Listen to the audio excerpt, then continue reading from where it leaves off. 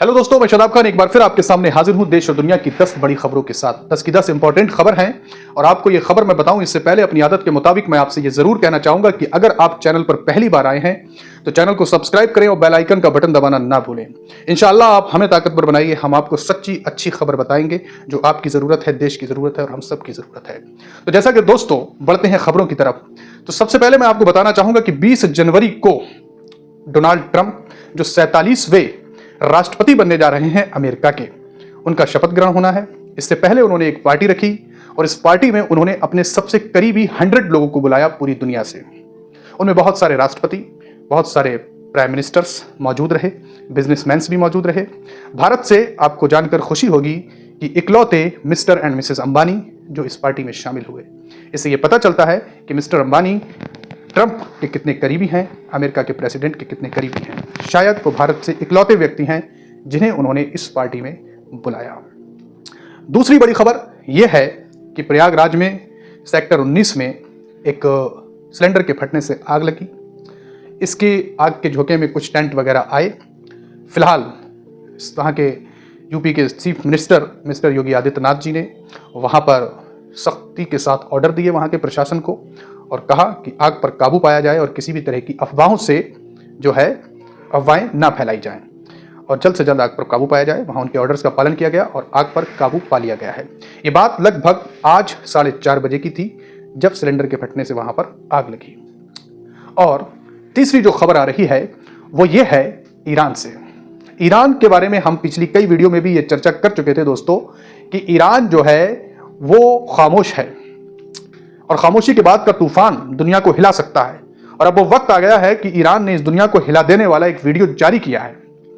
उसने अपना एक नवल बेस का एक लंबा टनल का वीडियो जो है उसने जारी किया है और अपनी ताकत का नजारा इस सारी दुनिया को दिखा दिया है। और इस ताकत का नजारा देखने के बाद अमेरिका, यूरोप और इजराइल जैसे ताकतवर देशों की जो है वो सांसें अटक गई हैं।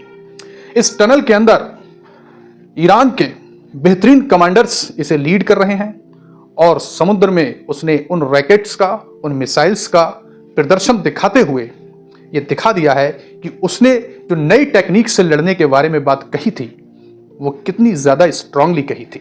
अब वो वक्त आ गया है कि ईरान जो है वो अपने ऊपर जंग को अच्छी तरह से लड़ सकता है।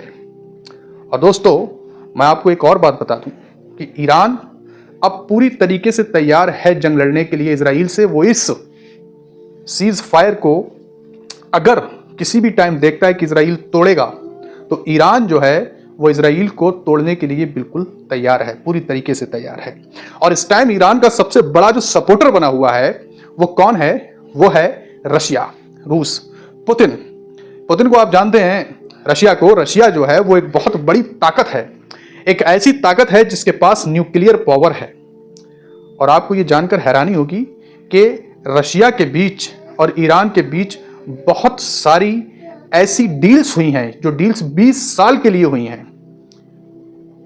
20 साल के लिए ये डील्स हुई हैं और इन डील्स में क्या क्या डील हुई हैं वो आप सुनेंगे तो आप हैरान हो जाएंगे, जिन डील को सुनने के बाद अमेरिका की, इजराइल की और यूरोप की कई सारी कंट्रीज की सांसें अटक गई हैं।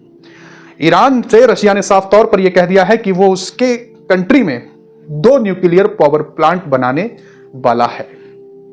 अब बताइए आप, जब ईरान में न्यूक्लियर पावर प्लांट बनेंगे तो फिर ईरान को कितनी बड़ी ताकत मिल जाएगी।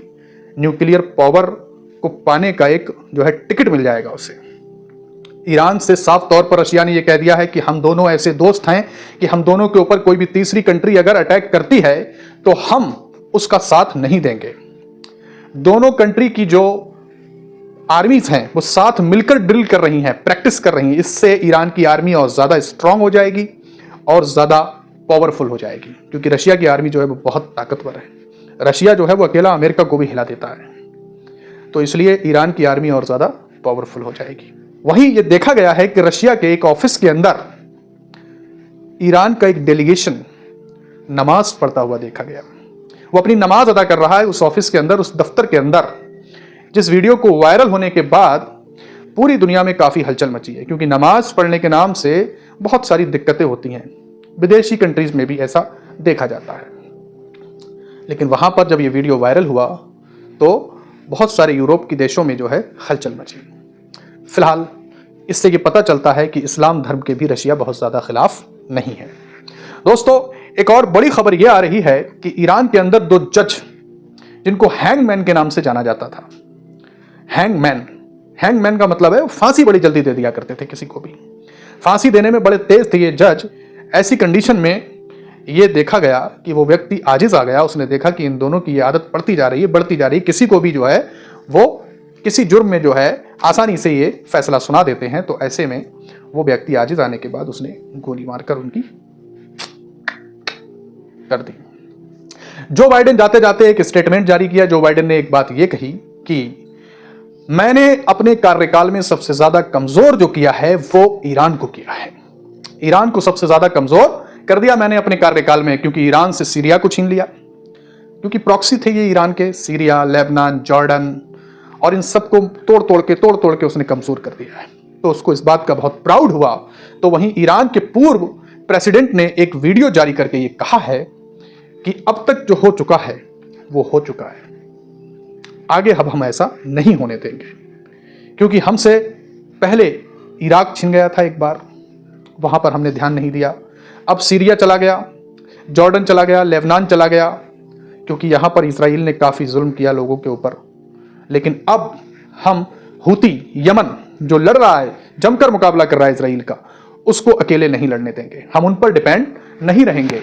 अब हम इस जंग में खुद उतरेंगे और पूरी ताकत के साथ उतरेंगे और जमकर मुकाबला करेंगे।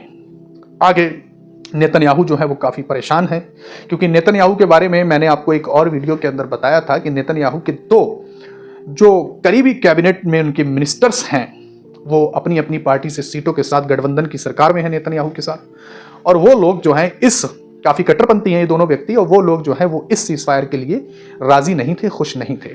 अब ऐसी कंडीशन में नेतन्याहू ने देखा कि अमेरिका साथ दे नहीं पा रहा है, खुद कमजोर हो गया, बाकी सारी कंट्रीज उससे लड़ने के लिए तेज तर्रार तरीके से तैयार हैं। तो ऐसी हालातों में नेतन्याहू जो है वो सीजफायर तो कर गए, लेकिन वो लोग भी नहीं मान रहे इस सीजफायर के लिए। उनका मानना यह है कि सीजफायर नहीं होना चाहिए था, फिलिस्तीन के ऊपर जो है लगातार अटैक्स ऐसे ही होना चाहिए थे। फिलहाल नेतन्याहू बताया जा रहा है कि बहुत जल्द डोनाल्ड ट्रंप से मुलाकात करेंगे और उनसे इस मुलाकात में यही रिक्वेस्ट करेंगे कि कृपया आप हमारी मदद करें ताकि हम इस युद्ध को दोबारा से शुरू कर सकें। अब देखते हैं कि डोनाल्ड ट्रंप उनकी किस हद तक मदद करते हैं या मदद नहीं करते हैं। दोस्तों, फ्रांस के प्रेसिडेंट लेबनान आए। लेबनान में आने के बाद उनका लेबनान में बहुत अच्छी तरह से स्वागत हुआ। हालांकि फ्रांस के जो प्रेसिडेंट है वो भी उन्हीं में से हैं, लेकिन बंदा कई बार ऐसा होता है, इंसान के दिल में ऐसी चीज़ें आती हैं कि भाई कई बार हो सकता है मूड अच्छा है या उसको लगता है कि भाई दुनिया से मुझे भी जाना है तो गलत काम ना करूं। फिलहाल वो लेबनान आए और लेबनान आने के बाद उन्होंने ये कहा कि इजराइल को यहाँ से अपनी आर्मी को पूरी तरह से हटाना चाहिए, लेबनान के हथियारों का इस्तेमाल नहीं करना चाहिए, ये बिल्कुल सरासर गलत है और मैं इसका कड़ा विरोध करता हूँ। फिलहाल लेबनान में इजराइल का आतंक जो है वो पहले से कम हो गया है, इसलिए लेबनान के लोग काफ़ी खुश हैं और फ्रांस के प्रेसिडेंट को मिठाइयाँ खिलाते हुए भी वो लोग देखे गए।